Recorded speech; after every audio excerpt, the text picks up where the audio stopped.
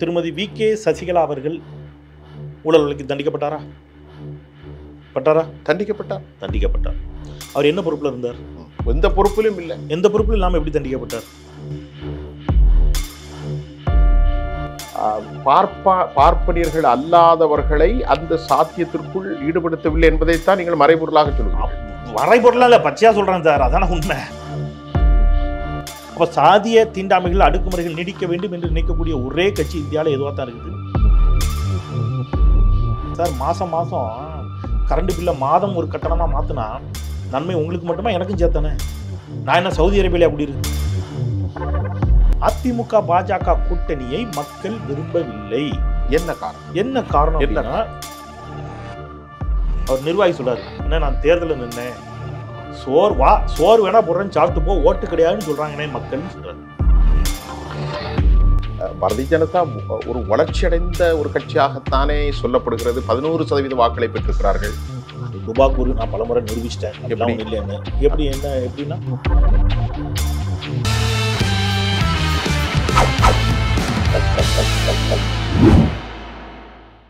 உலகத் தமிழர்கள் அனைவரையும் ஜெம் தொலைக்காட்சியினுடைய அரசியல் ஆடுகளம் ஒரு நேருக்கு நேர்.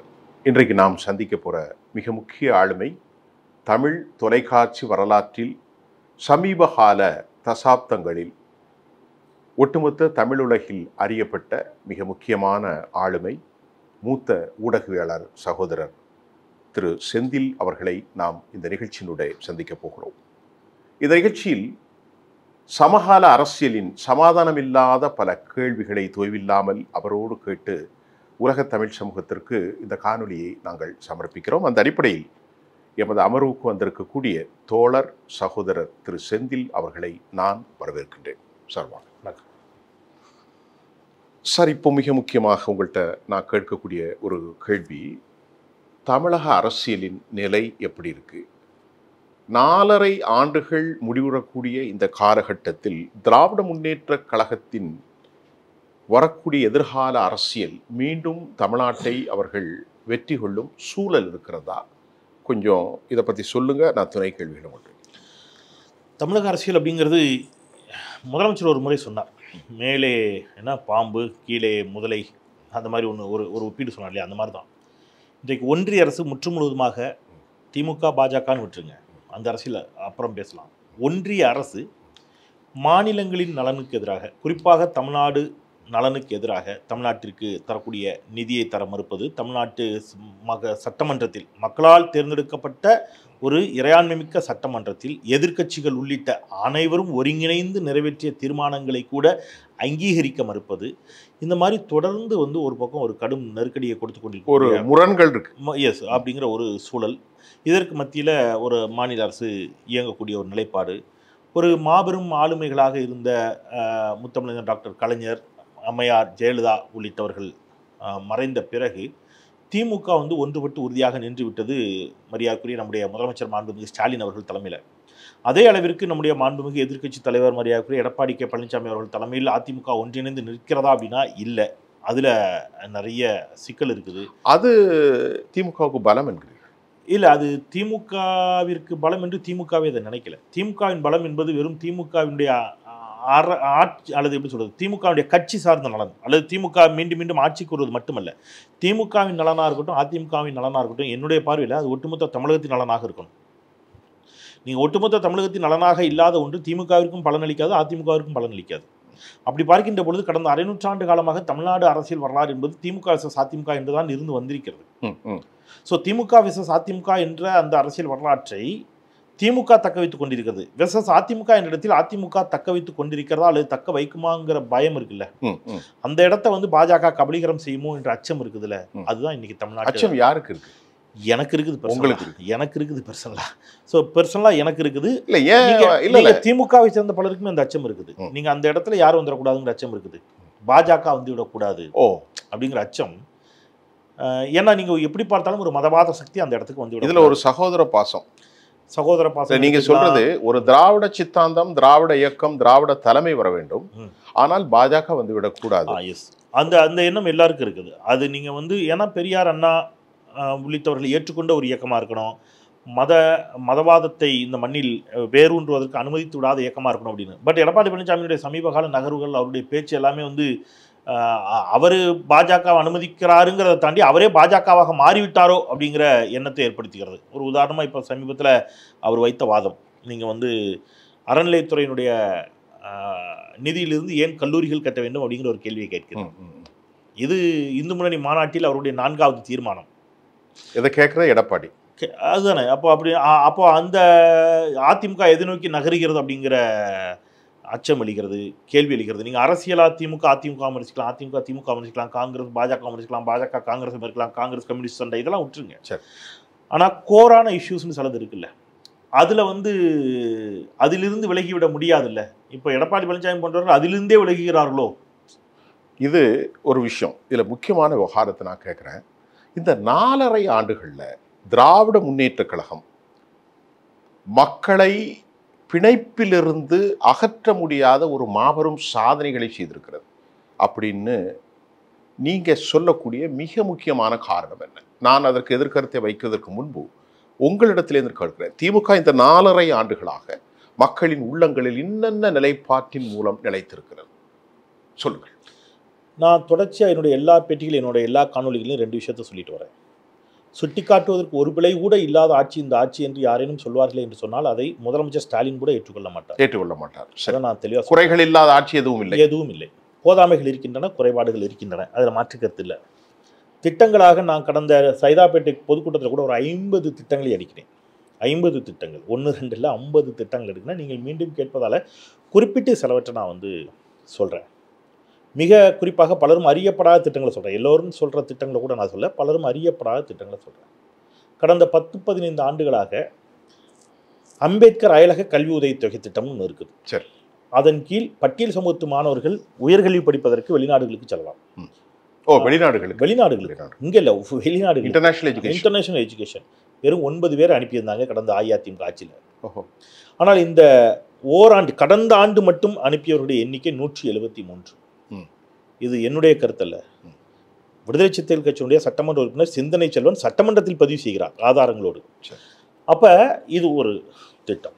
இப்போ இந்த ஆண்டு நான் முதல்வன் திட்டத்தின் கீழ் படித்து பலன் பெற்றவர்கள், இன்னைக்கு வந்திருக்கக்கூடிய செய்தி, நான் முதல்வன் திட்டத்தில் படித்த ஒரு இளைஞர் இஸ்ரோவில் மிகப்பெரிய பொறுப்பில் இன்றைக்கு அமர்கிறார். ஸோ அவர் இஸ்ரோவுக்குள்ளே போகிறார். ஐஐடியில் போன ஸ்டூடெண்ட்ஸை பார்த்தோம். ஒரு பழங்குடியின பெண் மாணவி ஐஐடிக்குள்ளே போகிறாங்க. ஐஐஎம் எக்ஸாம் எழுதி கிளியர் பண்ண இளைஞர்களை நம்ம பார்க்குறோம். இதுக்கு வந்து ஆண்டுக்கு 1000 பேரை தேர்வு செய்து அவர்களுக்கு 4000 ரூபாய் அவர்களுக்கு உதவித்தொகை கொடுத்து தங்குமிடம், உணவு உள்ளிட்ட பயிற்சிகளோடு அவர்களை தயார்படுத்துகிறாங்க. ரைட். யூபிஎஸ்சி எக்ஸாமுக்கு இந்த ஆண்டு 50 பேர் நான் முதல்வன் திட்டத்தில் கீழ் பலன் பெற்றவர்கள் உள்ளே செல்கிறார்கள். ஸோ இப்போ ஆஸ் யூஷுவலாக அடுக்கக்கூடிய எல்லா மேடைகளிலும் அடுக்கக்கூடிய கலைஞர் மகளிர் உரிமை தொகை திட்டம், விடியல் பயண திட்டம், நான் முதல்வன், புதுமை பெண், தமிழ் புதல்வன், இல்லம் தேடி கல்வி, முதலமைச்சரின் காலை உணவு திட்டம், சென்னையில் கலைஞரின் பெயரில் ஒரு பன்னோக்கு மருத்துவமனை, மதுரையில் கலைஞரின் பெயரில் ஒரு 100 நூலகம், மதுரையில் ஜல்லிக்கட்டு மைதானம், கீழடி அருங்காட்சியகம், இந்த மாதிரியான திட்டங்களை தாண்டி நான் இப்போ நீங்கள் நேரமின்மையின் காரணமாக 50 திட்டங்கள் இருக்கல, 50 திட்டங்களை கூட நம்மளால் சொல்ல முடியும். இதெல்லாம் பண்ணியிருக்கிறாங்க. எல்லா ஆட்சிகளையும் இதெல்லாம் பண்ணுவாங்க. அது இருக்கட்டும். மற்ற ஆட்சிகளிலும் கூட எங்கள் ஆட்சியில் இந்த மாதிரி திட்டங்களை கொடுத்துருப்பாங்கன்னு சொல்லலாம். பட் இதெல்லாம் இவங்க அடிக்கிறாங்க. என்னென்ன திட்டங்கள் நீங்கள் கேட்டதுனால சொல்கிறேன். இவ்வளோ திட்டங்கள் வந்து இன்னைக்கு நடந்திருக்கிறது. இதனுடைய ப்ராக்ரஸிவ் ரிப்போர்ட் அப்படிங்கிறது என்ன அப்படின்னு கேட்டிங்கன்னா, இன்றைக்கு தமிழ்நாடு, இது ஒன்றிய அரசு சொல்கிறது, நான் சொல்கிறது இல்லை, தமிழ்நாட்டினுடைய பொருளாதார வளர்ச்சி என்பது 9.69 விழுக்காடாக உயர்ந்திருக்கிறது. அப்போ இதையும் ஒன்றிய அரசு தான் சொல்லுது. சரி, இப்போ நீங்கள் சொன்னது ஒரு ஆட்சிக்கான மிக சிறப்பான வழிமுறை. பொதுவாக இந்த திட்டங்கள் எளிய மக்களிடத்தில் பெரிய அளவில் பாதிப்பை எப்போதும் பேச்சு பொருளாக ஆக்காது. புரியல, பாதிப்புன்னா எளிய மக்கள் நீங்கள் கொடுக்குற எல்லா திட்டமும் எல்லாம் போய் சேர்ந்ததா என்பது வேறு விவகாரம். புரியல, வேறு விவகாரம். வேறு விவகாரம் என்றால் அவர்கள் இந்த விவகாரத்தை எல்லாம் குறித்து அறிந்திருக்கிறார்களா? இப்போ நீங்கள் சொன்னீங்க பலன் அடைந்திருக்கிறார்களா? பலன் அடைந்தாலும் அயலக கல்விக்கு சாமானியர்கள் எத்தனை பேர் சென்றிருப்பார்கள்? பட்டியல் சமூக மாணவர்கள் யாரு? பெரிய அளவுல இல்ல, அதுல போறது, பட்டியல் போறது முழுக்கவே பட்டியல் சமூக மாணவர்கள் மட்டும்தான். சரி, இப்ப ஓபிசி மக்கள் இருக்கிறார்கள். இவர்கள் எல்லாம் உங்களுடைய வாக்கு வங்கிகள் தான். சிறுபான்மையினர்களும் உங்களுடைய வாக்கு வங்கிகள் இல்லைன்னு நம்ம இருக்கு. இப்ப நான் என்ன கேட்கிறேன்னா, சமீபகால நடவடிக்கையில் தமிழ்நாட்டுடைய சட்டம் ஒழுங்கு, தமிழ்நாட்டுடைய போதை கலாச்சாரம், அண்ணா யூனிவர்சிட்டி விவகாரம், அதே சமரம், அதை பார்த்து இப்பொழுது அஜித்குமாருடைய படுகொலைகள், திராவிட முன்னேற்ற கழக அமைச்சர்களுடைய ஊழல்கள், குறிப்பாக செந்தில் பாலாஜி போன்ற நடவடிக்கைகள், பொன்முடியினுடைய ஒரு வரம்பற்ற அன்லீசிங் speech that should be the more implications on the society. But that I maybe guesser இது ஒருவேளை தமிழ்நாட்டில் திமுகவுக்கு எதிர் நடவடிக்கைகளை ஏற்படுத்தியிருப்பதாக நாங்கள் அறிந்து கொள்ள முடிகின்றது. How can you deny it? யாரும் அதை டினை பண்ணலையே, யாரும் டினை பண்ணல. இதெல்லாம் திமுகவுக்கு பெரும் பாதிப்பு தான். நீங்க நடந்ததா ஒன்று சொன்னீங்கல்ல, இதெல்லாம் நடக்கலைன்னு யாரும் டினை பண்ணலன்னு நான் சொல்றேன். நடந்திருக்கு, இதெல்லாம் நடந்திருக்கு. நடந்ததுனால தான் சரி செந்தில் புதுக்கோட்டையில தலித் சமூகத்தில் சேர்ந்த அந்த மலம் கலந்த வேங்கை வயல் எல்லாமே நடந்திருக்கு. இது யாருமே டினை பண்ணல. வேங்கை வயல் விவகாரம் அப்படின்னு நீங்க ஒரு கேள்வி வச்சீங்கன்னா திமுகலேருந்து பதிலுக்கு என்ன சொல்றாங்க அப்படின்னா, என்ன சொல்றாங்க, வாச்சாத்தின்னு ஒன்று வைப்பாங்க. பரமக்குடியில் 6 பட்டியல் சமூகத்து சேர்ந்தவர்களை காக்கா குருவி சுட்ட மாதிரி ஜெயலலிதா சுட்டாங்களேன்னு ஒன்று வைப்பாங்க. சாதிய தீண்டாமை அப்படிங்கிறது திமுக ஆட்சி காலத்தில் தொடங்கியதுமல்ல, அதிமுக ஆட்சி காலத்தில் தொடங்கியதுமல்ல. ரைட்? இது திமுக ஆட்சியோடு முடிவு பெற போதும் இல்லை, அதிமுக ஆட்சி காலத்தோடு முடிவு பெற போதும் இல்லை, தொடரும் இல்லை. சாதிய தீண்டாமைகள் என்பது பல்லாயிரம் ஆண்டு கால அழுக்கு. தொடரணும் அப்படின்னு ஒரு குரூப் விரும்புது, தொடர வேண்டும் என்று அப்படின்னு ஒரு குரூப் விரும்புது இருக்கு. அந்த குரூப் தமிழ்நாட்டிற்குள்ள வந்து விடக்கூடாதுன்னு நாங்கள் போராடிட்டு இருக்கோம். தொடர வேண்டும். சனாதனம், நீங்க மனுநீதி தமிழ்நாட்டிற்குள் ஆட்சி செய்ய வேண்டும்னு ஒரு கட்சி நினைக்குது இல்லை, அந்த கட்சி வந்துவிடக்கூடாதுங்கிற போராட்டம் இருக்குல்ல, அதுல வெற்றி பெற்றார்களா தோல்வி அடைந்தார்களா அப்படின்னா முழுமையாக வெற்றி பெறவில்லை என்பது உண்மை. இல்ல அந்த கட்சி அந்த சித்தாந்தம் இங்க கால் ஊன்றதுக்கு முன்னாடி 2 விஷயம் நீங்க கேட்கறதுக்குள்ள எனக்கு புரிஞ்சிருச்சு. சொல்லுங்க. பாபா சாஹேப் அம்பேத்கர் பிறந்த மகாராஷ்டிராவில் சாதிய தீண்டாமை இருக்குதா? இருக்குதா? இருக்குது. இருக்குது. இதுக்கு அம்பேத்கரை நீங்க குற்றவாளி கொண்டு ஏற்ற முடியுமா? சொல்ல முடியாது. முடியாது. அதே தான் இங்கேயும் திமுகவாக இருக்கட்டும், அதிமுக இருக்கட்டும், கம்யூனிஸ்ட் கட்சிகளாக இருக்கட்டும், அல்லது விடுதலை சிறுத்தைகளாக இருக்கட்டும், இவர்களெல்லாம் சாதிய ஏற்றத்தாழ்வுகளுக்கு தீண்டாமைகளுக்கு எதிராக பேசுகிறார்களா, போராடுகிறார்களா, உளப்பூர்வமாகவே சாதிய ஏற்றத்தாழ்வுகளும் தீண்டாமைகளும் ஒழிய வேண்டும் என்று நினைக்கிறார்களா என்ற விவாதத்தை வைத்தால், நான் இன்க்ளூடிங் ஏடிஎம்கேயும் சேர்த்து சொல்கிறேன், உளப்பூர்வமாக இவர்கள் சாதி நீடிக்கணும், சாதிய கொடுமைகள் நீடிக்கணும், சாதிய தீண்டாமைகள் நீடிக்க வேண்டும் என்று விரும்புகிறவர்கள் அல்ல. அப்போ சாதிய தீண்டாமைகள் அடக்குமுறைகள் நீடிக்க வேண்டும் என்று நினைக்கக்கூடிய ஒரே கட்சி இந்தியாவில் எதுவாக தான் இருக்குது? பாஜகவாக தான் இருக்குது. அதனால தான் நான் எல்லா இடத்துலையும் ஒன்று சொல்கிறேன், கோர்ட்டுக்கு இந்த பக்கம் எல்லாரையும் வச்சுக்கோங்க, உங்களுக்குள்ளே சண்டை போட்டுக்குங்க. உங்கள் சண்டையில் யாரை வேணாலும் நீங்கள் என்ன செய்யுங்க, மக்கள்கிட்ட உங்கள் சண்டைகளை வைங்க பரஸ்பரம். மக்கள் முடிவு செய்யட்டும், நீ வரியாங்கிறத மக்கள் முடிவு செய்துக்கிட்டோம். கோர்ட்டுக்கு அந்த பக்கம் நிறுத்த வேண்டிய பாஜகவை கோர்ட்டுக்கு இந்த பக்கம் கொண்டு வந்துடாதீங்க. ஒரு நிமிஷம், நீங்கள் சொல்கிறது சரி, சித்தாந்த ரீதியாக பெரியார் அம்பேத்கரை பேசுகிறீங்க. அதுக்கு முன்னாடி நீங்கள் கரைபடாதவர்களாக இருக்க வேண்டும். மக்கள் என்ன எதிர்பார்ப்பார்கள்? எல்லோரும் செந்தில் சொல்வத கோட்பாடு, எல்லோரும் பேரறிஞர் அண்ணா, பெருந்தலைவர் காமராசர், தந்தை பெரியார் என்று இல்லை. பல கொள்கைகளே உள்வாங்கிய மக்கள் இருக்கிறார்கள். நீங்கள் ஒரு சரியான நேர்வழியான அரசியலை செய்கிறீர்களா? உங்கள் மீது ஏராளமான குற்றச்சாட்டு. நான் ஒரு சின்ன கஷ்டம், நீங்கள் ஏதோ என்னை கேட்குற மாதிரி இருக்கு. உங்கள இல்ல திராவிட முன்னேற்ற கழகம், திராவிட, நான் மறுபடியும் சொல்லுகிறேன், நீங்கள் அண்டர்ஸ்டுட், ஒரு பத்திரிகையாளர், அண்டர்ஸ்டுட், ஓகே அண்டர்ஸ்டுட், அதை நான் முடிச்சிடுறேன். திருமதி வி.கே. சசிகலா அவர்கள் ஊழல் வழக்கில் தண்டிக்கப்பட்டாரா? தண்டிக்கப்பட்டார். அவர் என்ன பொறுப்பில் இருந்தார்? எந்த பொறுப்பிலும் இல்லை. எந்த பொறுப்பிலும் இல்லாமல் எப்படி தண்டிக்கப்பட்டார்? அதுதான் கேள்வி. அரசியல் இல்லாமல், அரசு நிர்வாகத்தில் இல்லாமல் ஒருவர் தண்டிக்கப்பட்டிருக்கிறார். இது ஒரு பெரிய அரசியலமைப்புக்கும் சட்டத்திற்கும் விரோதமானது. சரி, அப்போ அரசியலமைப்பு சட்டத்தில் அரசியலில் பொறுப்பில் இருந்தது யாரு? அந்த வழக்கில் A2 யாரு? திருமதி வி.கே. சசிகலா. A1 யாரு? ஜெயலலிதா அவர்கள். ஜெயலலிதா மரணிக்கும் வரை அந்த வழக்கினுடைய விசாரணை தள்ளி போடப்பட்டுச்சு. ஜெயலலிதா மரணம் அடைந்தவுடன் வேக வேகமாக விசாரணைக்கு எடுத்துக்கொள்ளப்பட்டு திருமதி வி.கே. சசிகலா அவர்கள் எங்கே அனுப்பப்படுகிறார்? சிறைக்கு அனுப்பப்படுகிறார். ஜெயலலிதா அவர்களுக்கும் சசிகலா அவர்களுக்கும் இருக்கக்கூடிய நூலிலை வேறுபாடு இங்கே இருக்குதா? இங்கே வெளிப்படுதா? இந்த நூலிலை வேறுபாடு தான் நீங்கள் சொல்கிற ஊழலில் இந்தியா முழுக்க பார்வையாக வைக்கப்படுகிறது. அப்படி என்றால் 2 பார்வை. அப்படி என்றால் நான் முடிச்சிடறேன். இங்கே எல்லா கட்சிகளின் மீதும் ஊழல் குற்றச்சாட்டுகள் இருக்கிறது. எல்லா கட்சியின் மீதும் ஊழல் குற்றச்சாட்டு இருக்குது. ஆனால் ஆராசாவின் மீதான ஊழல் குற்றச்சாட்டுகளுக்கு ஊடகங்கள் கொடுக்கக்கூடிய முக்கியத்துவமும் அதன் மீதான பார்வையும், லாலு பிரசாத் யாதவ் மீதான ஊழல் குற்றச்சாட்டுகளுக்கு ஊடகங்கள் கொடுக்கக்கூடிய முக்கியமும் பார்வையும், திருமதி வி.கே. சசிகலா அவர்களின் மீதான ஊழல் குற்றச்சாட்டுகளுக்கு ஊடகங்கள் கொடுக்கக்கூடிய பார்வையும், செந்தில் பாலாஜிக்கு ஊடகங்கள் கொடுக்கக்கூடிய பார்வையும் ஒன்றாகவும், சிஏஜி குற்றம் சாட்டிய பிறகும் 7.5 லட்சம் கோடி ஊழல் செய்தது என்று சொன்ன பிறகும் பாஜகவிற்கு கொடுக்கக்கூடிய பார்வையும் வேறாக இருக்கிறது. இந்த இந்த இந்த பிரச்சனை இங்க இருக்குது சார். எனக்கு ரெண்டு விஷயம் இங்க. ஊழல், இவர்கள் யாருடைய ஊழலுக்கும் நான் வக்கீலாக ஆஜராக விரும்பல. அப்படி என்றால் திமுக நீங்களும் பத்திரிகையாளர். நான் முடிச்சிடறேன் சார். ஒரு பத்திரிகையாளர் முடிச்சிடறேன். கேள்வி புரிஞ்சிருச்சு. எல்லா கட்சிகள் மீது இங்க ஊழல் குற்றச்சாட்டு இருக்கு. ரைட். ஊழலுக்கு அப்பாற்பட்டவர் யாரும் இல்லை. எல்லா கட்சிகள் மீதும் ஊழல் குற்றச்சாட்டு இருக்கு. ஆனா அவர்கள் ஊழல் செய்தார்களா இல்லையா என்பதை உறுதி செய்து ஆம் இல்லை என்று சொல்ல வேண்டிய பொறுப்பு சுஃபியானுக்கும் எனக்குமா நீதிமன்றத்துக்கு? நீதிமன்றத்துக்கு. நீதிமன்றத்தால் ஊழல் குற்றவாளிகள் என்று இந்தியாவில் தண்டிக்கப்பட்ட ஒரு 4 அரசியல் தலைவர்கள் நீங்க சொல்லுங்க. யாரெல்லாம்? லாலு இன்னும் தண்டிக்கப்படல. இன்னும் இறுதி தீர்ப்புக்கு வெயிட் பண்றாரு. இறுதி தீர்ப்பிலும் தண்டிக்கப்பட்டவர்கள் நான் இங்க சொல்லுங்க. நீங்களே சொல்லுங்க. பாஜகவுடைய முன்னாள் தேசிய தலைவர் பங்கார் லட்சுமணன். ரைட். ஆனா யாராவது அதை பத்தி பேசுறாங்களா? பேசல. கலைஞர் ஊழல் வழக்கில் தண்டிக்கப்பட்டிருக்காரா? ஸ்டாலின் தண்டிக்கப்பட்டிருக்காரா? ஆனா கலைஞரையும் ஸ்டாலினையும் அல்லது திமுகவையும் ஊழல்வாதிகளாக சித்தரிக்கக்கூடிய ஊடகங்கள் நீதிமன்றத்தால் தண்டிக்கப்பட்ட அம்மையார் ஜெயலலிதா அவர்களை ஊழல்வாதி இல்லை என்று சொல்லிவிடுவார்கள். எந்த அரசு பொறுப்பிலும் இல்லாத திருமதி வி.கே. சசிகலா அவர்களை ஊழல்வாதி என்பார்கள். நான் இன்க்ளூடிங் சசிகலாவையும் சேர்த்தே சொல்றேன். நூலிலை வேறுபாடு தான் காரணம். நீங்கள் திரு செந்தில், நீங்கள் கூறுகிற உங்களுடைய செயல்பாட்டை பார்க்கின்ற போது பார்ப்பனியம் என்கின்ற ஒரு சொல்லில் பார்ப்பனியன் ஊடகவியாளர்கள் பார்ப்பனியர்கள் அல்லாதவர்களை அந்த சாத்தியத்திற்குள் ஈடுபடுத்தவில்லை என்பதைத்தான் நீங்கள் மறைபொருளாக சொல்கிறீர்கள். மறைபொருளா இல்ல, பச்சையா சொல்றேன் சார். அதான உண்மை. அப்படிதான் நீங்கள் சொல்கிறீர்கள். மறைபொருளா இல்ல, இது என்ன பெரிய மறைபொருள்?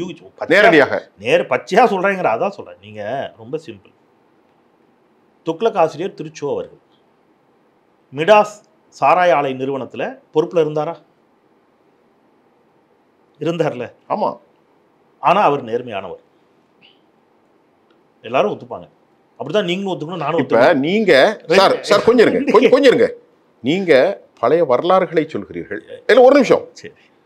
நான் என்ன சொல்றேன், சமகால அரசியலில் the contemporary political is going on. All these people have been watching what will happen today and tomorrow. That could happen something wrong. நான் உங்கள்கிட்ட கேட்கறது, திராவிட முன்னேற்ற கழகம் தமிழர்களின் எழுச்சியாக நீதி கட்சி, அந்த காலத்தில் சமத்துவம், பேரறிஞர் அண்ணா, திராவிட இயக்க புரட்சி இதெல்லாம் வருகின்ற போது நாங்கள் கொஞ்சமாவது நியாயமாக இருக்க வேண்டும் என்று எண்ணுவது இயல்புதானே? மக்கள் ஒரு தமிழ் உங்களின் மீதும் உங்களுடைய ஆதங்கத்துக்கு எல்லாம் விட இன்னும் 1 வருஷத்துல கிடைச்சிரும்ல. ஓராண்டு தானே இருக்கு தேர்தல். அப்ப இந்த விஷயங்கள்லாம் மறுக்கிறீர்களா? நான் சொல்லவே இல்லை. உங்கள்கிட்ட என்ன சொல்றேன் தெளிவா நான் சொல்ல உங்களுக்கு அல்லது ஒப்புக்கொள்ளுங்க சார். உங்களுக்கு தெளிவா சொல்றேன், உங்களுக்கு புரியல. ஓராண்டு ஒன்று இருக்கு. ஓராண்டுல 10 மாசம் இருக்கு. எதுக்கு? தேர்தலுக்கு. கரெக்டு தானே? உங்களுக்கு இருக்கக்கூடிய கவலை, எனக்கு இருக்கக்கூடிய கவலை யாருக்கும் இருக்கும்? பொதுமக்களுக்கும் இருக்குல்ல? தமிழ்நாட்டை பற்றிய கவலை எல்லாருக்கும் இருக்குல்ல? தமிழ்நாட்டு மக்களுக்கு இருக்குல்ல? மக்களுக்கு உண்டு, வாக்காளர்களுக்கு உண்டு இல்ல? வாக்கு செலுத்தக்கூடியவர்களுக்கு. நான் ஒரு வாக்காளனாகத்தான் கேட்டுக்கொண்டிருக்கிறேன். அப்போ அதே வாக்காளனாகத்தான் நானும் பதில் சொல்றேன். அதே வாக்காளர்களாக 2026 உங்க கேள்விக்கெல்லாம் மக்கள் பதில் சொல்லுவார்கள். சரி, நான் நேரா ரைட் விட்டுருங்க. அடுத்த ஒரு கேள்வி. 505 வாக்குறுதிகள் 15+. நிறைய விஷயத்த நாம 90% நீங்களே வருகிறது. சாரி, திமுக, நான் திமுகவினத்தில் பேசிக் கொண்டிருப்பதை போன்று ஒரு மனோநிலை எனக்கு. மன்னிக்கணும். திராவிட முன்னேற்ற கழகம் 520 வாக்குறுதிகளில் 505 + 15 90 விழுக்காடு நிறைவேற்றியிருக்கிறார் அப்படின்னு சொல்லுகிறாங்க. The open proclamation has been made. Right. இப்போ நான் உங்களுக்கு கேட்குறேன், let us know something when asking you. கல்வி கடன் ரத்து 4.5 வருஷம் முடிந்தது. 1 மாதத்தில் ஒரு முறை அட்டையில் மின்சார பதிவு முடிந்தது. MSP என்கின்ற கரும்புக்கும் விலைக்குமான, நீங்கள் எல்லாத்தையும் கூட்ட சொல்லுங்க, ஒன்றா தலைச்சுனா நேரம் போதாது. 4வது பழைய ஓய்வூதியார் திட்டம், இதெல்லாம் முக்கியமாக. 5வது மருத்துவர்கள், செவிலியர்கள், இவர்களுக்கெல்லாம் கொரோனாவில் பாதிக்கப்பட்டவர்களுக்கு வேலை வாய்ப்பு எல்லாம். இந்த ஒரு 5மே நிறைவேற்ற முடியாமல் lot of the distance movement is going on. They are conducting many agitation, protection. அப்ப இந்த விவகாரத்தை நடத்தாமல் நீங்கள் எப்படி 505 90% நாங்கள் நிறுத்திவிட்டோம் என்று ஒரு பொய்யான வாக்குறுதி சொல்ல முடியும்? என்ன கேள்வி? தவறுதான். எப்படி சொல்ல முடியும்? தவறு தவறு தானே? தவறு தான். திமுக செய்த தவறு தான். ஆமா, எப்படி சொல்ல முடியும்? 98% எப்படி சொல்ல முடியும்? ஏன் சொல்லுகிறார்கள் 90%? 90% ஏன் சொல்லுகிறார்கள்? எத்தனை? சரி, ஒரு 89% சொல்லலாமா? வச்சுக்கலாம். 89 சொல்லலாமா? சரி, வைத்துக் கொள்ளுங்கள். வச்சுக்கொள்ளாமா? அது ஒன்றும் பிரச்சனை இல்லையா? பிரச்சனை இல்லை. சரி, 80 ரைட் வச்சுக்கலாமா? யாராவது ஒருத்தர் எக்ஸாக்டா எத்தனை சதவீத வாக்குறுதிகள் நிறைவேற்றப்பட்டுச்சு அப்படிங்கிறத யாராவது, இப்ப நீங்க இப்ப எத்தனை சொன்னீங்க? 5 சொன்னீங்களா? இப்போ ஒரு 5 தான் சொல்லியிருக்கேன். 5னா அந்த 5 முக்கியமானது. கல்வி கடன் முக்கியமானது. ஒரு 5. இன்னும் எத்தனை இருக்கும்னு நினைக்கிறீங்க இந்த மாதிரி முக்கியமானது? உங்களுடைய நான் அப்படி எல்லாவற்றையும் ஆய்வு செய்ய விரும்பவில்லை. ஆய்வு செஞ்சுட்டு தானே வந்திருக்கோம். ஆய்வு செய்கிறேன், அதுக்கான நேரம் விடவில்லை. இல்ல 2 கேள்வி சார். இப்ப அப்படின்னா நான் என்ன சொன்னாலும் நீங்க நம்பர் இடத்துல இருக்கீங்க. ஆமா, அப்ப நான் என்ன சொல்றேன், நான் அதை அடுத்த முறையில் நீங்கள் சொன்னது போய் இன்னும் மறுப்பேன். அப்படி சொல்ல இதற்காகவே நான் இந்த முறையை நீங்க வந்திருக்கணும் தெளிவா. என்னன்னா 2 கேள்வி சார். திமுக இத்தனை வாக்குறுதி கொடுத்துச்சு, இதுல இதெல்லாம் நிறைவேற்றல சார். அப்படிலாம் கிடையாது, நிறைவேற்றுச்சுன்னு யாரும் சொல்லல. நீங்க சொல்லல, நானும் சொல்லல, நீங்க பத்திரிகையாளர் இல்ல சார். ஆனா திமுக என்ன சொல்றாங்க? இல்ல சார், திமுகவினருமே எங்க சொன்னாங்க? புதிய பழைய ஓய்வூதிய திட்டத்தை நாங்க நிறைவேற்றிட்டோம்னு சொன்னாங்களா? 90% நிறைவேற்றாட்டுல சொன்னாங்க சார். நீங்க சொன்ன 5 சேர்த்து சொன்னாங்களா? அப்படி இல்ல. எல்லா அரசியல் கட்சியும் இப்படிதான் சொல்லும். திமுக, அதிமுக, பாஜக எல்லா கட்சியும் என்ன சொல்லும்? எல்லா கட்சியுமே என்ன சொல்லும்? நாங்க எல்லா வாக்குறுதியும் நிறைவேற்றிட்டோம். அப்படித்தான் எல்லா கட்சியும் சொல்லும். திமுக அப்படித்தான் சொல்லும். சரி இல்லையா? அது இல்ல. ஆனா நிறைவேற்றப்பட்ட வாக்குறுதிகள், வாக்குறுதியே கொடுக்காம நிறைவேற்றிய சில திட்டங்கள், அதுவும் உண்மைதானே? அதுல மாற்று கருத்து இல்லையே. காலை உணவு திட்டமும் ஒன்று கொண்டு வந்தாங்க. சிலதை எதுலேயே இல்லை, பட்டியலே இல்லை, கொடுத்துருக்குறாங்க. ப்ளஸ் 15 சேர்த்துருக்கீங்க. எழுவர் விடுதலை சாத்தியப்படுத்துறாங்க. இஸ்லாமிய சிறைவாசிகளில் இன்னும் கொஞ்சம் பேர் உள்ள இருக்கிறாங்க, மற்றவர்களை விடுதலை செய்து விட்டார்கள். இது ஒரு பெரிய பட்டியலை அவங்க தொடர்ச்சியாக போடுறாங்க. இந்த பட்டியலில் எதையும் இங்கே யாருக்கும் என்ன இல்லை, மறுக்கிறதுக்கு தரவுகளும் இல்லை அப்படிங்கிறீங்க. இல்லை தானே? இல்லை, இப்போ நீங்கள் சொல்லுங்க. இல்லையே, மகளிருக்கு கட்டணமில்லா பேருந்து இருக்கா இல்லையா? இருக்கு. மாதம் 1000 ரூபாய் கொடுக்குறாங்களா இல்லையா? கொடுக்குறாங்க. ரைட்டு. இந்த கலைஞர் பன்னோக்கு மருத்துவமனை கட்டிட்டாங்களா இல்லையா? கட்டிட்டாங்க. 48 மணி நேரத்தில் நம்மை காக்கும் 48ன்னு ஒரு திட்டம் நடைமுறையில் இருக்குதா இல்லையா? இருக்குது. மதுரையில் பெரிய கலைஞர் நூற்றாண்டு ஒரு நூலகத்தை கட்டியிருக்காங்களா இல்லையா? கட்டியிருக்கிறாங்க. நான் முதல்வன், தமிழ் புதல்வன், புதுமை பெண் திட்டம் எல்லாமே அமலில் இருக்குதா இல்லையா? இருக்குது. இதன் கீழ் ஒரு கேட்ரிங் வேலை பார்த்துட்டு படித்த ஒரு சாதாரண இளைஞன் படித்து முடித்து இன்றைக்கி எங்கே போகிறான்? யூபிஎஸ்சியில் இருக்கிறான், ஐஐடியில் இருக்கிறான், ஐஐஎம்முக்கு போகிறான். மாணவர்கள் அவர்களாகவே முன்வந்து தங்கள் வீடை காட்டி பேட்டி கொடுக்குறாங்க. மலைவாழ் பழங்குடியின பொண்ணு இவ்வளோ தூரம் வளர்றா. இது எல்லாமே ஒரு பக்கம் இருக்குது. நிறைவேற்றாத வாக்குறுதிகள் இருக்குதா? ஆமாம், அதுவும் இருக்குது. இந்த வாக்குறுதிகள் நிறைவேற்ற வேண்டும் என்று உங்களோடு சேர்ந்து நானும் என்ன தான் செய்கிறேன் அரசுக்கு. சார், மாதம் மாதம் கரண்ட் பில்லை மாதம் ஒரு கட்டணமாக மாற்றினா நன்மை உங்களுக்கு மட்டுமா, எனக்கும் சேர்த்தானே? நான் என்ன சவுதி அரேபியா அப்படி இருக்கிறேன்? இதைத்தான் மக்கள் கேட்குறாங்க. இது எல்லாத்தையும் சேர்த்து நான் ஒன்று இது முடிச்சிடறேன். இது எல்லாமே சேர்த்து இது எல்லாத்தையும் பார்ப்பாங்க அவங்க. ஆனால் இதெல்லாம் உங்களுக்கு இல்லை. திமுக வள்ளுவர் ஒன்று சொல்லியிருக்கிறார். குணம் நாடி குற்றமும் நாடி அவற்றுள் மிகை நாடி மிக்க கொள்ளல். மக்கள் மிகை நாடுவார்கள். மிகை நாடுகின்ற பொழுது பார்ப்பாங்க, ஓகே இவ்வளோ ஸ்கீம்ஸ் வந்திருக்குது. இப்போ நீங்கள் எனக்கு சொல்லுங்கள், கடந்த 4 ஆண்டு எடப்பாடி பழனிசாமி ஆட்சி காலத்தில் போடப்பட்ட ஒரு 10 நல்ல திட்டங்கள் எனக்கு இல்லை. அதாவது இல்லை, ஒரு பத்திரிகையாளராகவே சொல்லுங்க. அந்த இடத்துல வச்சு கேட்க பத்திரிகையாளராக அவர் இல்லை. எடப்பாடி, நான் ஒரு பத்திரிகையாளராக எடப்பாடிக்காக பேசவில்லை. நான் இப்பொழுது இந்த நிகழ்ச்சியிலே உங்கள்கிட்ட கேட்கறது எடப்பாடி அப்படி நீங்க பேசுறீங்கன்னு சொல்ல இல்லை. அது சரி, அது சரி. நானா ஒரு நிமிஷம். நீங்க இப்போ சத்துணவை கொண்டு வந்தவர் யார்? எம்ஜிஆர். அதுக்காக நீங்க அதிமுக சொல்ல முடியாது. கரெக்டா? சத்துணவுல முட்டையை சேர்த்தவர் யாரு? கலைஞர். அதுக்காக உங்களை திமுக காரன்னு சொல்ல முடியாது. அது ஒரு பத்திரிகையாளராக யார் யார் சொல்றோம். இல்ல இல்ல, இப்போ நான் உங்ககிட்ட என்ன கேக்குறேன் செந்தில் சார், இப்போ நான் உங்கள்கிட்ட கேட்கறது, நீங்க நான் சொன்ன திட்டங்கள்லாம் திமுகவுடைய பெரும் வாக்குறுதி. இல்ல சார், நான் சொல்றது எனக்கு எங்க கேள்வி புரிஞ்சு, ஒரு மிகப்பெரிய வாக்குறுதி. உங்க கேள்வி புரிஞ்சதுனால இத நான் என்ன கேக்குறேன்னா, இது மக்களிடத்தில் உங்களுக்கு எதிர்வினைகளை ஏற்படுத்தாதா என்ற கேள்வி கேட்கிறேன். கேள்வி புரிஞ்சதுனால தான் நான் அந்த கேள்வி கேட்கிறேன். சரி, அந்த கேள்விக்கு நானே பதில் சொல்றேன். உங்களை கூட நான் தர்ம சங்கடப்படுத்த விரும்பல. இப்போ 90 மார்க் எடுத்திருக்கிறார் ஒருத்தர். அவரை பார்த்து 90 மார்க் 100 மார்க் எடுப்பீங்க. 90 மார்க் எடுத்துருக்கீங்க, அல்லது 80 வச்சுக்கோங்க, 75 கூட வச்சுக்கோங்க. எனக்கு அதில் எனக்கு நம்பர் டசின் மேட்டர் வச்சுக்கோங்க. ஒரு கேள்வி எழுப்புறோம் இல்லையா? இது நியாயமான கேள்வி. நீங்கள் 100 மதிப்பெண்கள் எடுப்பீன்னு என்று சொன்னீர்களே, 90 எடுத்திருக்கிறீர்கள் அப்படின்னு நம்ம சொல்கிறோம். அதனால் நீங்கள் நல்ல ஸ்டூடெண்ட் இல்லை அப்படின்னு முடிவு பண்ணிவிட்டு இந்த பக்கம் திரும்பினா 34 மார்க் வாங்கிட்டு ஒருத்தர் உட்காந்துருக்கிறார். அந்த பக்கம் திரும்பினா 40 மார்க் வாங்கிட்டு ஒருத்தர் உட்காந்துருக்காரு, அந்த பக்கம் திரும்பினா ஒருத்தர் முட்டை மார்க் வாங்கிட்டு உட்காந்துருக்காரு. சரி, அப்படி இருங்க இல்லையா? நேரம் கருதி நான் ரெண்டாவது வரேன். உங்களுடைய திட்டங்களை நான் கேட்பது எனது ரைட் இருக்கு, அதை மறுப்பதில்லை. நீங்கள் திமுக காரர்ல ஒரு பத்திரிகையாளராக நல்லா பண்ணியிருக்காங்கன்னு சொல்வதும் மறுப்பதும் உங்களுடைய விவகாரம். இப்பொழுது நான் என்ன கேட்கிறேன், இந்த கூட்டணியில் இருக்கிறது இதனுடைய பலம் என்ன, பலவீனம் என்ன? ஏனென்று கேட்டால் முக்கியமாக எந்த கூட்டணி? திராவிட முன்னேற்ற கழகத்தினுடைய கூட்டணியும் எதிர்முகாமில் இருக்கக்கூடிய பாரதிய ஜனதா கூட்டணி பொதுவாக மக்களுடைய பலம். கடந்த நாடாளுமன்ற தேர்தலில் இரு கட்சிகளையும் பாரதிய ஜனதா மற்றும் அதிமுகவுடைய வாக்கு வங்கிகளை கூட்டுகின்ற போது திராவிட முன்னேற்ற கழகம் கடும் சிக்கலை தற்போது சந்திக்க போகிறது. நான் சொல்லவில்லை, it has a lot of anti incumbency. அரசுக்கு எதிரான நிலைப்பாடு ஒரு 5 விழுக்காடு எப்போதும் உண்டு, அது எந்த அரசாக இருந்தாலும் சரி. இப்பொழுது அவர்கள் கூட்டணி அமைத்திருக்கிறார்கள்.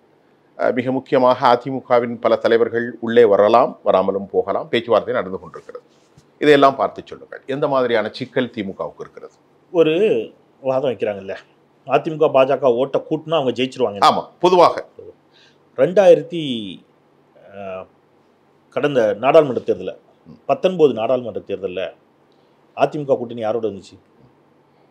தனித்து அதிமுக தனித்து தான் நின்றது. 2019 நாடாளுமன்ற தேர்தலில் பாஜகவோடு. அப்போ ஜெயிச்சிருக்கணும்ல, ஜெயிக்கல. அப்போ சேர்ந்துன்னா ஜெயிப்பாங்கிற வாதம் முதல்ல பிழையான வாதம். 24 தனித்து நின்ற கூட்டணி தான் இதை சொல்கிறேன். 19 சேர்ந்துதான் சேர்ந்து நின்று ஜெயிக்கல தானே, ஒரே ஒரு தொகுதி தானே. தேனியில மட்டும் ஓபி ரவீந்திரநாத் தானே வெற்றி பெற்றாரு. அப்போ சேர்ந்து நின்றால் வெற்றி பெறுவார்கள் என்ற வாதம் முதல்ல தவறு.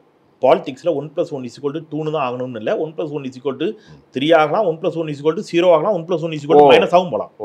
ரைட், அதுக்கு ஒரு உதாரணமே சொல்கிறேன். விழுப்புரம் நாடாளுமன்ற மக்களவை தொகுதியில் மக்களவை தொகுதிக்குட்பட்ட 6 தொகுதிகள், அதில் ஒன்று தான் விக்கிரவாண்டி. அந்த விக்கிரவாண்டியில் திமுக கூட்டணி சார்பாக போட்டியிட்டவர் திரு ரவிக்குமார். அவர் பெற்ற வாக்குகள் அரௌண்ட் 70,000 சம்திங். ரைட், அதே தொகுதியில் இந்த நடந்து முடிந்த நாடாளுமன்ற தேர்தலில் அதிமுக தனியாக நிற்குது, பாமகவும் பாஜகவும் ஒன்றா நிற்கிறாங்க. ரைட், திருப்பி விக்கிரவாண்டியில் இடைத்தேர்தல் வருது, அதிமுக போட்டியிடலை, பாமகவும் பாஜகவும் கூட்டணி வைத்து போட்டியிடுகிறார்கள். அதிமுக வாக்கு ஆப்வியஸ்லி யாருக்கு போயிருக்கணும்? பாமகவுக்கு போயிருக்கணும். 2 பேருக்கும் வித்தியாசம் 7,500 வாக்குகள் தான். வெறும் 7,500. அதிமுக தோத்தது அந்த தேர்தலில். அதுக்கு முன்னாடி. ஆனா இப்ப அதிமுக வாக்குலாம் எங்க போயிருக்கணும்? இப்ப பாமக வேட்பாளருக்கு போயிருக்கணும்ல. பாமக போயிருந்தா 97,000 ஓட்டு வாங்கியிருக்கணும். போகல 97,000 வாக்கு வாங்கியிருக்கணும். போகல. ஏன் போகல அப்படின்னா, பாஜகவோட கூட்டணி வைத்த காரணத்தினால் அஇஅதிமுகவினரே கணிசமாக யாருக்கு ஓட்டு போட்டாங்க? திமுக வேட்பாளருக்கு ஓட்டு போட்டாங்க. அதிமுக பாஜக கூட்டணியை மக்கள் விரும்பவில்லை. என்ன காரணம் அப்படின்னா, கடைசியா ஜெயலலிதா அவர்கள் சொன்ன ஒன்று, முருகன் மாநாடுன்னு ஒன்றை நடத்தி நீங்க முருகனை புகழலாம், பாடலாம், மாற்று கருத்து இல்லை. ஆனால் அதே மாநாட்டு மேடையில் நீங்க பெரியாரையும் அண்ணாவையும் இழிவுபடுத்துகிறீர்கள். அதிமுக வேடிக்கை பார்க்குது. 2, இன்னைக்கு ஒரு வீடியோ வைரல் ஆகிட்டு நீங்கள் பார்த்துருப்பீங்க. விருதுநகரில் பூத் கமிட்டி கூட்டத்தில் மரியாதைக்குரிய திரு நயினார் நாகேந்திரன் அவர்கள் அவர் கேட்குறாரு. அவர் நிர்வாகி சொல்கிறார், அண்ணா நான் தேர்தலில் நின்னேன், சோறு வேணா போடுறேன்னு சாப்பிட்டு போ, ஓட்டு கிடையாதுன்னு சொல்கிறாங்கண்ணே மக்கள்னு சொல்கிறார். சொல்கிறது நான் இல்லை, பாஜக நிர்வாகி சொல்கிறார். அண்ணே சோறு வேணா போடுறேன், ஓட்டு கிடையாதுன்னு சொல்லிட்டாங்கன்னே சொல்கிறார். அப்போ தொடர்ச்சியாக அந்த பக்கத்தில் நீங்கள் ஒன்றும் இல்லை, நான் 2 கேள்வி கேட்குறேன். தேசிய ஜனநாயக கூட்டணியில் டிடிவி தினகரன் இருக்கிறார் அப்படின்னு யார் சொன்னா? அவரே சொல்லுகிறார். அவரே தான் சொல்றாரு. ஆமா, எடப்பாடி ஒத்துக்கிட்டாரா? அது அந்த கட்சிக்குள்ள நாம அதுக்காக பேச முடியாது, நம்ம பேச முடியாது. உங்களை கேட்கல, நான் கேட்கறது தேசிய ஜனநாயக கூட்டணி இவ்வளவு பலவீனமா இருக்குங்கிறதுக்காக இந்த கேள்வி கேட்கிறேன். நான் ஒரு ஆடியன்ஸுக்கு புரியணுங்கிறதுக்காக. டிடிவி அவர்கள் வெளிப்படையாகவே பாஜகவின் நிலைப்பாடு தான் எனக்குறது, என்னுடைய நிலைப்பாடு தான் பாஜக சொல்லிட்டே இருக்காரு. பரவாயில்ல விடுங்க, நான் கடந்த கால விமர்சனங்களுக்குள்ள போல அவர் பாஜக என்ன சொன்னார் சொன்னா இந்த பக்கம் அது மாதிரி என்ன சொன்னாங்க எல்லா அரசியல்வாதிகளும் விட்டுருங்க. ஆனா டிடிவி தினகரன் அந்த கூட்டணியில் இருக்கிறார் என்று பாஜக ஒத்துக்கொள்கிறது. ஆனா இந்த ஒத்துக்கிட்டு எடப்பாடி இந்த நிமிஷம் வரைக்கும் ஒத்துக்கல. நாளைக்கு எடப்பாடி பழனிசாமி டிடிவிக்கு ஆதரவா பிரச்சாரம் பண்ணுவாரா? டிடிவி எடப்பாடி பழனிசாமிக்கு ஆதரவாக பிரச்சாரம் பண்ணுவாரா? அதிமுக வேட்பாளருக்கு ஆதரவாக பிரச்சாரம் பண்ணுவாரா? ஓபிஎஸ் இப்போ நம்ம பேசிட்டு இருக்கிற இந்த நிமிடம் செய்தி பிரேக்கிங் நியூஸ், ஓபிஎஸ் தனது ஆதரவாளருடன் ஆலோசனை இப்பொழுது போயிட்டு இருக்கு. ஏன்னா ஓபிஎஸ் அந்த கூட்டணியில் இருக்காரா இல்லையான்னு எடப்பாடி பழனிசாமி நினைச்சல ஒத்துக்கொள்ளவில்லை. அப்போ இவ்வளவு முரண்பாடுகள். சரி, பாமக அந்த கூட்டணியில் இருக்குதா இருக்குதுன்னு அன்புமணி ராமதாஸ் சொல்றாரு. ராமதாஸ் அந்த கூட்டணியில நாங்க இல்லைங்கிறாரு. அப்பாவுக்கு அங்க அந்த தலைவர் யாருன்னே இப்ப பாமக சண்டை நடந்துட்டு இருக்கு. இவ்வளவு பிரச்சனைகளோடு இருக்கக்கூடிய இதுதான் உங்களுக்கு வாய்ப்பு. இது வாய்ப்பு இல்லை சார். உங்களுக்கு என்ன மறுபடியும் வருது? திமுகவுக்கு வாய்ப்பு இல்லை சார். 2 விஷயம் சார். நான் இதை தமிழ்நாடு, நான் திருப்பி தமிழ்நாடு நலன் சார்ந்து பேசிக்கிட்டே இருக்கேன். நீங்க திமுக அரசியலாவே இதை அணுகுறீங்க. ஆமா, பிரச்சனை. அது அப்படி அணுகாதீங்க. நான் என்ன சொல்றேன்னா திருப்பி சொல்றேன். நீங்க தான் அதை சொல்லிட்டீங்களே. சொல்லி முடிச்சிடறேன். நீங்க தான் சொல்லிட்டீங்களே, ஊழல் செய்யாத கட்சிகள் யார், ஊழல் செய்யாத தலைவர்கள் யார்? திமுகவுக்கும் அப்பாற்பட்டது. திமுகவும் ஊழலுக்கு அப்பாற்பட்டது அல்ல. ஊழல் குற்றச்சாட்டுகளுக்கு உள்ளாகாத, நான் ரொம்ப தெளிவா சொல்றேன், ஊழல் குற்றச்சாட்டுகளுக்கு உள்ளாகாத அரசியல் தலைவர்கள் யாரும் இல்லை. ஆனால் அவர்கள் ஊழல்வாதியா இல்லையா என்பதை நீதிமன்றம் நிரூபிக்கும். நான் அந்த இடத்துக்கு போல. நான் சொல்றது லாஸ்ட் ஒன், நிறைவா சொல்றேன். நான் என்ன சொல்றேன்னா திருப்பியும் இதை அதிமுக அரசியலா பாத்தீங்கன்னா பரஸ்பரம் அது ஒரு பெரிய விவாதமா போயிட்டே இருக்கும். என்னுடைய கேள்வி ஒன்னே ஒன்று, தமிழ்நாட்டிற்குள் பாஜக இம்மி அளவும் வந்துவிடக் கூடாது. வந்தால் இது உங்களுடைய கவலையா? என்னுடைய பர்சனல் கவலை. எல்லாருக்கும் இந்த கவலை இருக்கணும். வந்தால் தமிழ்நாடு மணிப்பூராக மாறும். அப்படி சொல்ல வந்தால் தமிழ்நாடு, அது உங்க சாய்ஸ். சார் ஒரே ஒரு கேள்வி, இந்த பிரச்சனை எடுத்தனால ஒரு கேள்வி. பாரதிய ஜனதா ஒரு வளர்ச்சி அடைந்த ஒரு கட்சியாகத்தானே சொல்லப்படுகிறது. 11% வாக்களை பெற்றிருக்கிறார்கள்.